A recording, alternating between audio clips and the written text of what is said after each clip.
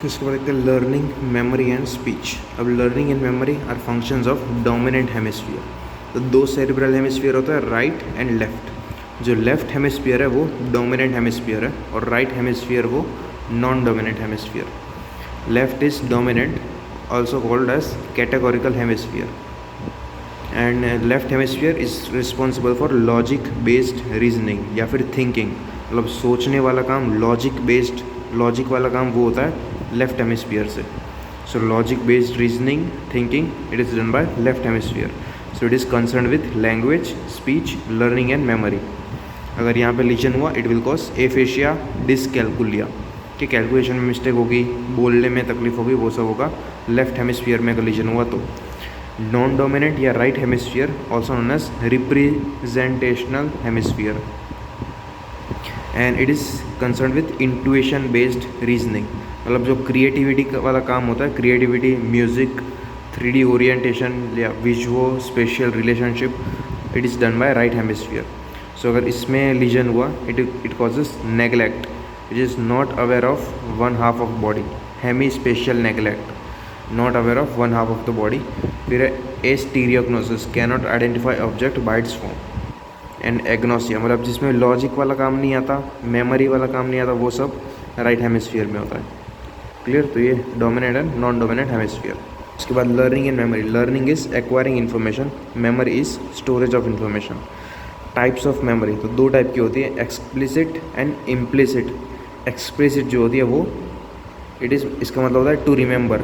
वो फैक्ट्स हो सकते हैं, प्लेसेस या इवेंट्स हो सकते हैं, and it involves conscious brain, also known as declarative memory. मतलब हम डिक्लेयर करेंगे लाइक फैक्ट्स, प्लेसेस, इवेंट्स, तो it is declarative memory, and it involves hippocampus and medial temporal lobe. तो ये एक्सप्लिसिट मेमोरी। फिर implicit memory called as non declarative memory. इसमें तीन component आता है, प्रोसीजरल एज स्किल्स मेमोरी, कि हम बार बार कोई भी चीज़ करेंगे, लाइक प्रोसीजर परफॉर्म करेंगे, तो वो हमारी स्किल्स डेवलप होगी, वो मेमोरी में स्टोर हो जाएगी हमारी प्रोसीजर्स। तो part of the brain is striatum, basal ganglia में। फिर है प्राइमिंग टाइप ऑफ मेमोरी, मतलब sensitization. Part of brain was neocortex. इसका मतलब क्या होगा प्राइमिंग का? मतलब हम अगर BL लिखे तो हमारे माइंड में आए कि मैं ब्लू लिखने वाला हूँ, तो पहले से ही हमें अंदाज़ा लग जाता है कि ये लिखने वाला है। सो इसे कहता है प्राइमिंग। तो प्राइमिंग टाइप ऑफ मेमोरी या फिर कहता है सेंसिटाइजेशन।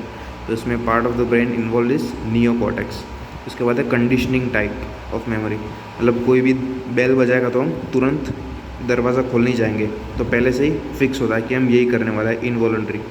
सो ये conditioning type of memory, and part of brain involve is amygdala and cerebellum. Clear? तो ये प्रोसीजरल या skill memory striatum, priming type of memory या sensitization neocortex, conditioning type is amygdala and cerebellum. तो ये दो type of memory. उसके बाद एक टर्म है साइनेप्टिक प्लास्टिसिटी। मतलब हम जितनी बार, मतलब the basis of memory is synaptic plasticity. मतलब रिपीटेड एक्टिविटी या फिर stimulation of the synapse, it can either increase response या डिक्रीज रिस्पॉन्स। हम कोई भी एक्शन बार बार करेंगे, साइनेप्स में से रिस्पॉन्स पास होगा। अब ये रिस्पॉन्स इंक्रीज भी हो सकता है, डिक्रीज भी हो सकता है रिपीटेड एक्टिविटी की वजह से। इंक्रीज रिस्पॉन्स होगा तो it is called post tetanic potentiation या सेंसिटाइजेशन या long term potentiation. Long term potentiation seen in hippocampus, तो ये याद रखना है अभी। Decrease response is called as habituation या फिर लॉन्ग टर्म डिप्रेशन। तो ये साइनेप्टिक प्लास्टिसिटी, रिपीटेड एक्टिविटी या repeated stimulation of the synapse can cause increase response known as long term potentiation, या फिर decrease response called as habituation या long term depression. तो ये साइनेप्टिक प्लास्टिसिटी। अब memory हमारी दो टाइप की होती है, short term and long term. Short term last up to seconds to minutes, and long term में weeks to months. Short term it is attention dependent, मतलब हम ज़्यादा अटेंशन देंगे तो ज़्यादा याद रहेगा। एंड इसमें भी टाइप है इमीडिएट एंड वर्किंग। वर्किंग जो है वो हम OTP याद रखते हैं, फ़ोन नंबर याद रखते हैं, वो वर्किंग टाइप में आता है। और इमीडिएट में हम 100 - 7 93, फिर 93 - 7 86, तो हम भूलते जाएंगे, वो इमीडिएट में आता है, बस इतना याद रखें। अब हिप्पोकैम्पस का मेन काम होता है to convert short term memory to long term, to convert short term memory to long term. It is known as consolidation या फिर long term potentiation. And neurons involve are CA1 या फिर memory neurons. अब synaptic strengthening it requires repeated activation of the synapse, मतलब बार बार ये synapse activate होगा तो उसकी वजह से ही साइनेप्टिक स्ट्रेंथ इंक्रीज होगी, तो ये शॉर्ट टर्म मेमोरी कन्वर्ट होगी into long term memory. So repeated activation of synapse is required. अब ये एक्टिवेशन, रिपीटेड एक्टिवेशन के लिए एक्टिवेशन ऑफ हिपोकैम्पस कैसे होगा? By sensory input. ये सेंसरी इनपुट आएगा बाय एफरेंट या फिर परफोरेंट पाथवे। एफरेंट या फिर परफोरेंट पाथवे, ये दो टाइप के होते हैं, डायरेक्ट एंड इनडायरेक्ट। डायरेक्ट में एंटोराइनल कॉर्टेक्स डायरेक्टली एक्टिवेट करता है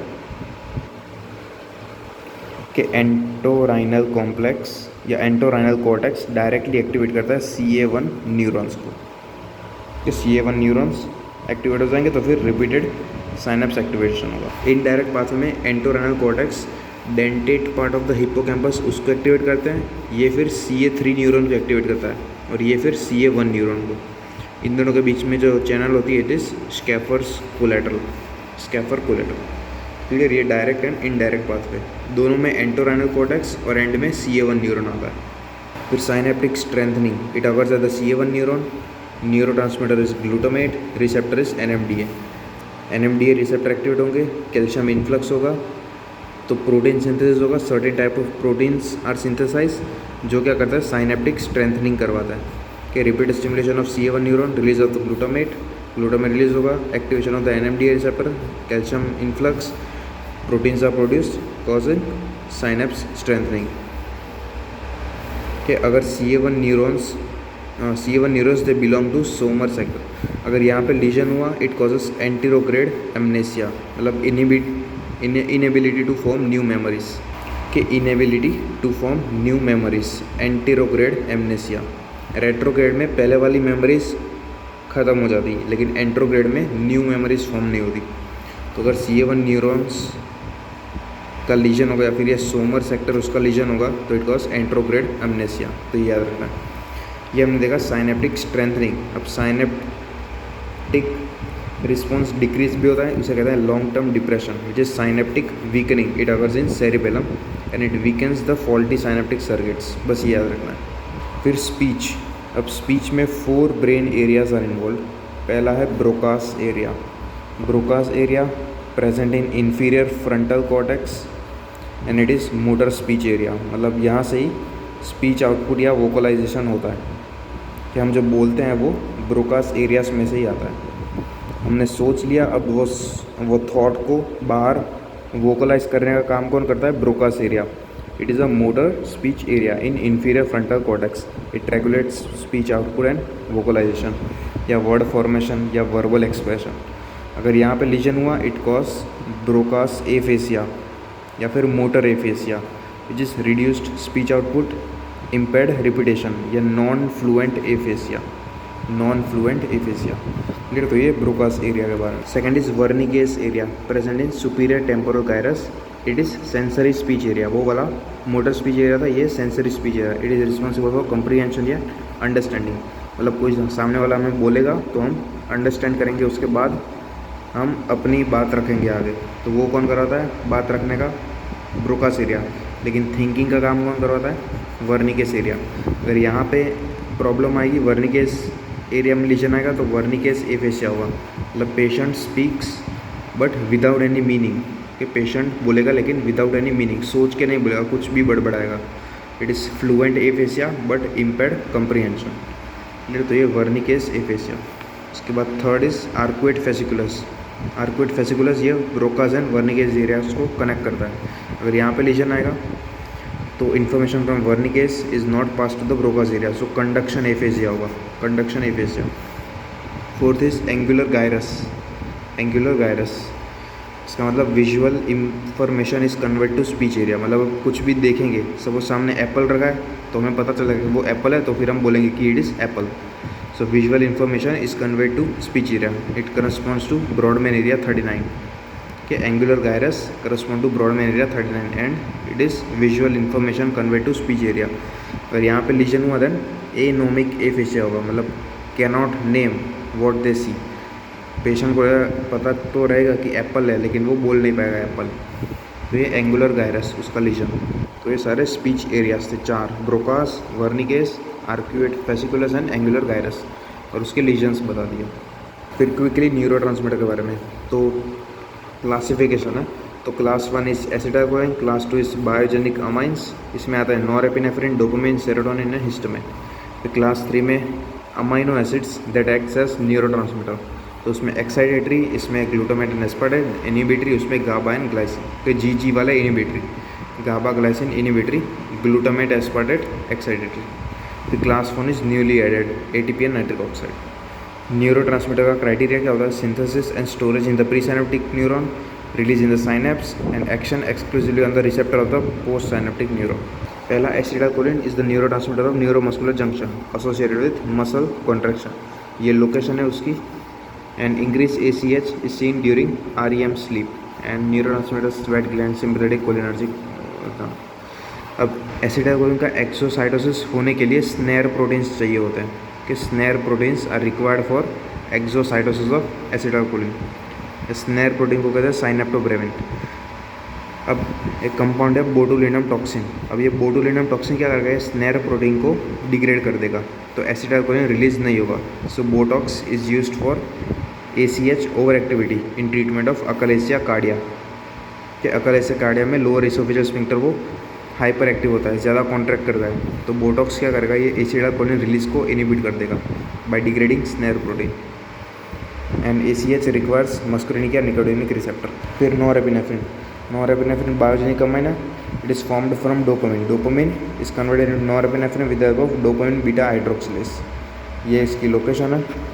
and it activates widespread variant, it is a neurotransmitter of arousal, ये अवेक स्टेट प्रोड्यूस करता है नॉरएपिनेफ्रिन। फिर dopamine is important neurotransmitter in brain, 3 pathway में ये act करता है, नाइग्रोस्ट्रिएटल, मेसोकॉर्टिकल, ट्यूबरो इन्फेंटिबुलर, बस याद रखना है। और ये डोपामिन क्या करता है? It facilitates involuntary movements. So अगर डोपामिन कम होगा तो फिर ब्रेडिकाइनेसिया होगा, मूवमेंट जो है वो डिक्रीज हो जाएगी। फिर ये डोपामिन दूसरा रिवॉर्ड एंड एडिक्शन, उसमें भी न्यूरोट्रांसमीटर की तरह एक्ट करता है। सो डोपामिन का मेन क्या हुआ? 2 हमने देख ली, एक तो ये इट फैसिलिटेट्स वॉलंटरी मूवमेंट, दूसरा it acts a neurotransmitter of reward and addiction, तीसरा इट डिक्रीजेस प्रोलैक्टिन लेवल। तो ये 3 फंक्शन है इस डोपामिन के थ्रू दिस 3 पाथवेज। और ये उसका रिसेप्टर है D1 to D5 which are GPCR receptors. उसके बाद है serotonin, it is a inhibitory neurotransmitter. Okay, it is a inhibitory neurotransmitter, ये उसके रिसेप्टर है, उनकी लोकेशन और उसका क्या फंक्शन होता है वो 5HT3 पे एक्ट करेगा तो वॉमिटिंग करवाएगा, 5HT4 पे एक्ट करेगा तो पेरिस्टालसिस ऑफ द GIT करवाएगा, 5HT2C में फूड इंटेक डिक्रीज करवाएगा एंड 5HT2A में प्लेटलेट एग्रीगेशन करवाएगा। और ये स्लीप रेगुलेशन में भी काम में आता है, it is a neurotransmitter of arousal. फिर है glutamate which is excitatory neurotransmitter, 2 receptor पे एक्ट करता है, AMPA and NMDA, both are ion channel and receptor are located in hippocampus. Hippocampus क्या करता है? शॉर्ट टर्म मेमोरी को लॉन्ग टर्म में कन्वर्ट करता है। And most of the function of hippocampus is long term potentiation concern with learning and memory, तो ये glutamate. उसके बाद है GABA, it is inhibitory neurotransmitter of brain. Receptor, ये 3 रिसेप्टर है, it is the neurotransmitter of the basal ganglia. Basal ganglia भी inhibitory function होता है उसका मेन। फिर loss of GABA and ACH striatum cause Huntington's chorea, this hyperkinetic movements, Huntington's chorea, dancing like movements, plus memory loss भी होता है। फिर ये ग्लाइसिन, नॉट इम्पोर्टेंट।